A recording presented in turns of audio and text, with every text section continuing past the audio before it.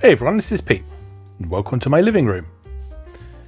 We've just finished a fairly extensive renovation and redecoration project in here, so I thought I would share that with you. It's something that a few people in comments for the channel have requested a few times previously, and now that we've done all this hard work on it, I thought it's a good time to actually take a look at everything for you. So this is our main living room in our house, which is where all the games consoles and the modern TV and stuff lives. The actual old school Atari stuff is all upstairs in my study, which we'll look at another time. But today we're going to be focusing on this room here, which is the living room. You have to excuse any slight shaky camera. I don't have a particularly good sort of stable camera solution or anything like that, so I'm sort of using a kind of improvised handheld tripod solution here that will hopefully be relatively stable. Yeah, anyway. So we're currently sitting on the sofa, looking at the TV, 55-inch Samsung. On the top there you can see the PlayStation 4 camera and the Wii and Wii U sensor bars. Currently running the classic Atari Swan demo in emulation, not real hardware unfortunately. And yeah, this is where most of my games consoles live, in this unit here. So down the bottom, let's move a little bit closer and take a look. Down the bottom here we've got my PC, which is all glowing nicely. On the shelf above there we've got the PC Engine Mini and the Xbox 360. A little further along we've got an original Xbox and the PlayStation 3. And then down on the far end we've got the Wii, the Wii U and the Evercade VS. Also tucked away inside this cupboard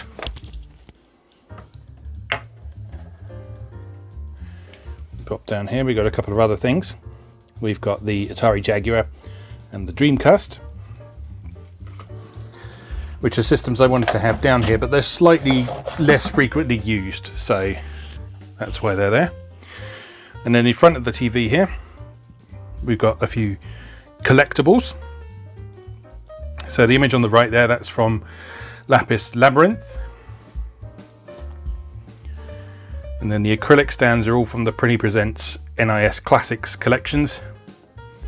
And then on the end we've got another Lapis Labyrinth image. Up on the wall here in the corner we've got the goodies from the Evercade VS Founders Edition. So sort of schematic of the controller, the console itself, and the certificate of authenticity. Take a trip over this way, and in this cabinet off to the side here we've got two PlayStation 2s. One of them is in NTSC one for running the, I think, 3 NTSC games I've got for PS2. I've got a few American PS1 games as well, so it is useful to have around. And then the one on top is the PAL system. Then there's the PS4 and the PlayStation TV on top of that. And then up top we got a Switch and some nice controller storage. And then this cool sort of slightly dirty neon light, should have cleaned that up beforehand, that I got for a Secret Santa gift. We've also got the Cupboard of Doom, which is where the mess of wires required to make all of this work is tucked away out of sight. So that's got things like the upscaler, the capture card and all that sort of thing in there.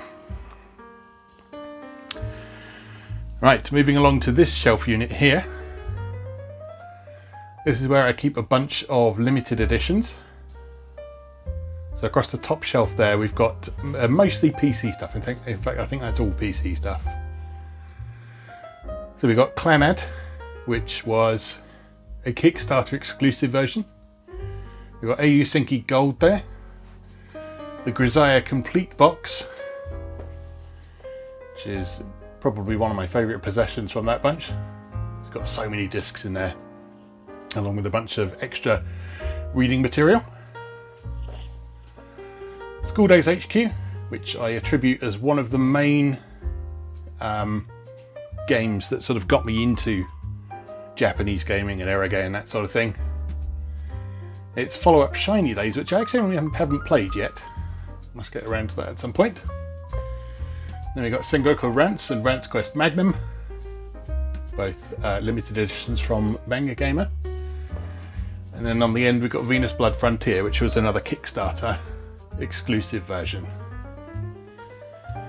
Move down a shelf, we've got some Neptunia and this horrifying candle thing, which we like to believe is cursed, meaning if we throw it away it will probably rain down some sort of horrible misfortune on us. So we move along. I've got limited editions for most of the Neptunia games. There's a couple I don't have. I don't have Rebirth 1 because that didn't get a physical release in Europe. There's Four Goddesses Online,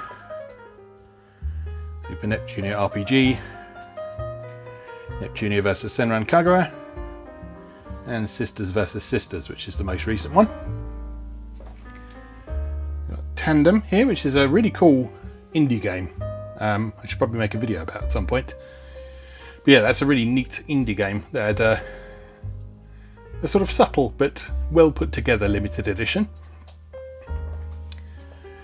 We got Kanagawa Jet Girls from the creator of Senran Kagura there, and the first Western English PC release of Steins Gate, when it was just USA rather than P-Cube. Going down the shelf, we got Senran Kagura. So physical releases of pretty much every Senran Kagura game in limited edition form. The only one I don't have a limited edition for is Senran Kagura Burst, because I don't believe that had a limited edition when it first came out. I've got all the others, and then some cool little figures along the way as well. There's Mirai and Haruka. Got the limited run games version of Senran Kagura Bon Appetit there. There's Homura, and so on. Next shelf down, we've got handhelds. So mostly Nintendo stuff here.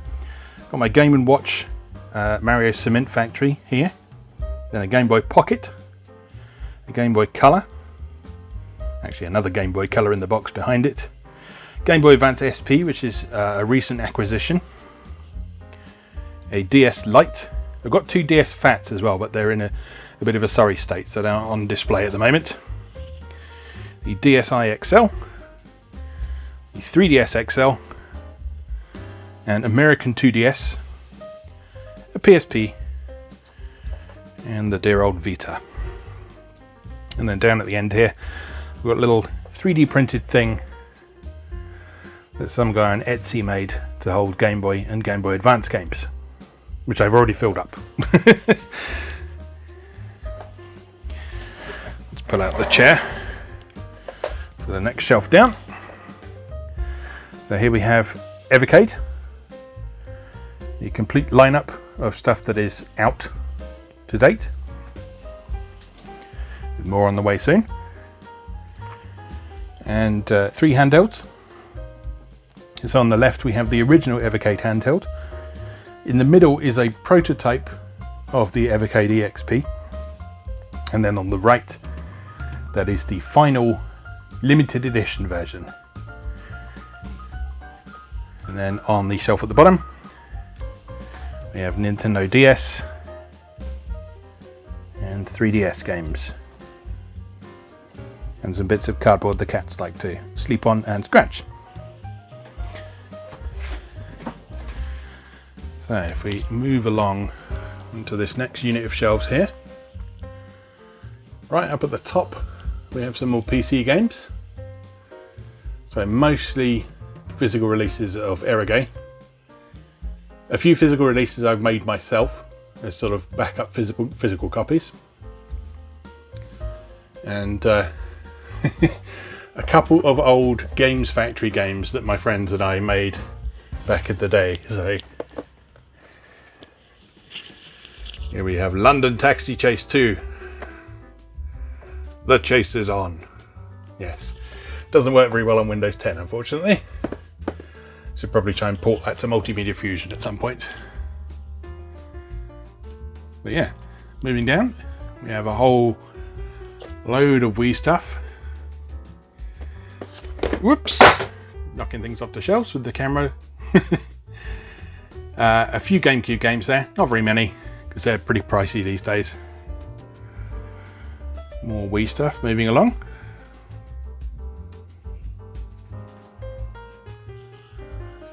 And down there we have the Creepy Owl family. On the right, Creepy Owl. On the left, Hoot. And in the front, I don't know if we ever gave that one a name. Then Wii U. I've got most of the Wii U exclusives there. Then on down to Xbox. Original Xbox first. I'm standing in the light. Let me give you a better view of that. So a bunch of Xbox games, mostly exclusives. I would like to try and collect all the Xbox exclusives at some point, but as you can see, there's not a ton of space left on this shelf. Then on to 360. Lots of 360. Lots and lots of 360. All the way down to the bottom. So some highlights from the 360 stuff. We've got some Japanese games along the way.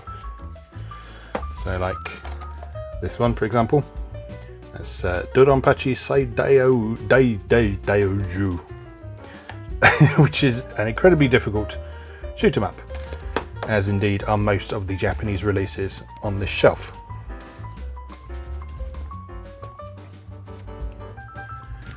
So I think probably my most prized Xbox 360 game is this, which is Ginga Force and Eschatos Wonder Pack.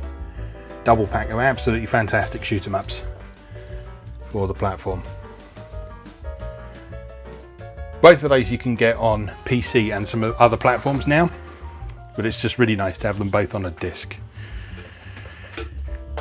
And as you can see down at the bottom, they continue right the way up to the end. So we're going to shift over to the other side of the room now. And in this corner we have some PlayStation 3. I don't have a lot of PlayStation 3, so we sort of kept it to this corner here. And then that sort of segues nicely into some PSP titles. And of course, once again, the dear old PlayStation Vita. And a cat. Meg! Hello. Good stuff. Then we come up here. And we have PlayStation 1 across the top. Again, I don't have many of these because these can get a bit pricey these days. But I've got a few that I've kept from back in the day.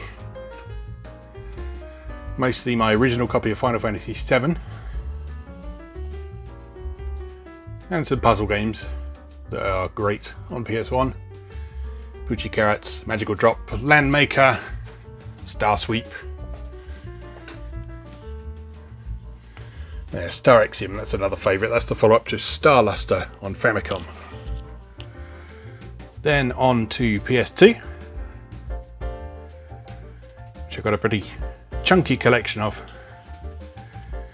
as you can see, covering a variety of different genres, including hilarious, enjoyable budget crap, and a few pricey games along the way as well.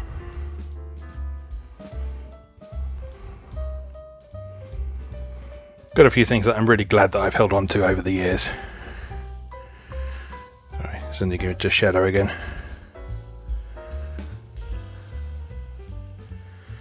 So yeah, really proud of my PS2 collection. Up on the windowsill here, we've got some various memorabilia from games. So we've got an acrylic stand from the Grisaya Complete box there. We've got an Estra mousepad from Meiku Labyrinth of Death. Fate Extella Link acrylic there. Galgun double piece acrylic. Just behind there we have a framed picture from Gunbird in the Psycho Shooting Stars collection, and one from the, there's the light,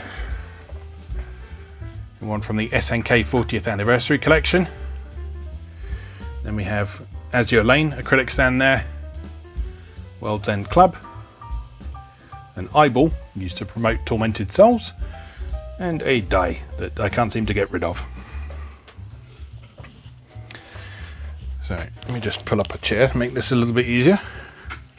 Bear with me a moment as we spin around and take a seat. So then we're on to PlayStation 4 stuff, as my wife calls for our cat Patty in the background.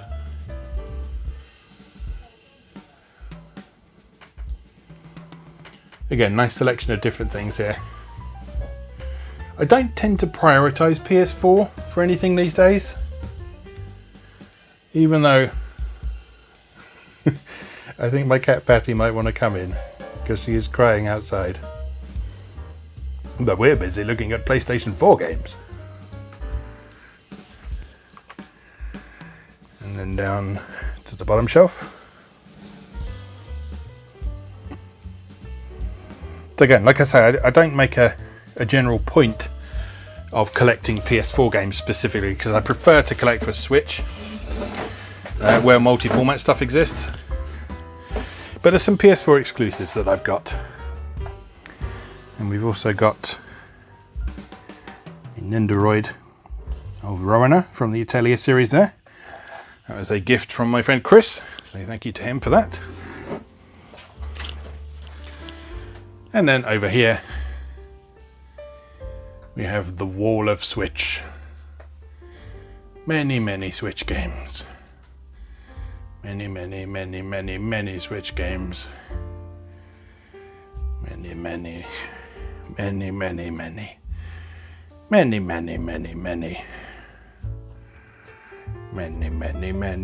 Many Switch games. Many Switch games. A few amiibo down the bottom. And a few sort of general bits and pieces down the bottom. Got a few Dreamcast games, a few Jaguar games, a few DVDs and Blu-rays. Then a little bit of wall art over here. So we've got this lovely, the reflections ruining that a bit, but yeah, this is from Mary Skelter Nightmares. Then up the top, there's IF from Neptunia. And then next to those, we've got a couple of shelves more for limited editions. So mostly Idea Factory and Compile Heart stuff here, with a few exceptions. A couple that haven't been unwrapped yet. And the Galgun series, the wonderful, lovely Galgun series. So yeah, that is the room as a whole. That's where I'll be recording stuff from now on. That's where we entertain guests, and that's where I display my collection. So I hope you enjoyed having a look at that. It's took a surprising amount of time to get around all of that, didn't it? If there's anything you'd like to see a bit closer, such as any of the limited editions or anything like that, do feel free to let me know down in the comments. I will happily drag some stuff down from the shelf and unbox it for you if you want. As you can see, some of the limited editions have sort of already been unboxed, and some of the display elements have been put around the room, which is nice. And yeah, so now that this job is done, we can get back to recording things. So from here on, got a few plans going forward. Not sure exactly what order I'm going to do them yet, or even if I'm going to do all of them. But yeah, certainly there's going to be some more Atari stuff. There's going to be some more, slightly more recent retro stuff. I know that some of you in the comments have been interested to see some 7th generation stuff as well. Now that's starting to be considered retro. So some Xbox 360 and PlayStation 3 stuff. And then there's scope for some of this modern stuff to be covered as well. So yeah, hope you enjoyed having a look round. You are very welcome here, as always. And as I say, if you do want to see anything in a bit more detail from what I've got on display here, do feel free to let me know down in the comments, and I will happily share some bits and pieces with you in another video or some community post or something like that. But for now though, it just remains for me to say, as always, thank you very much for watching, and I'll see you again next time.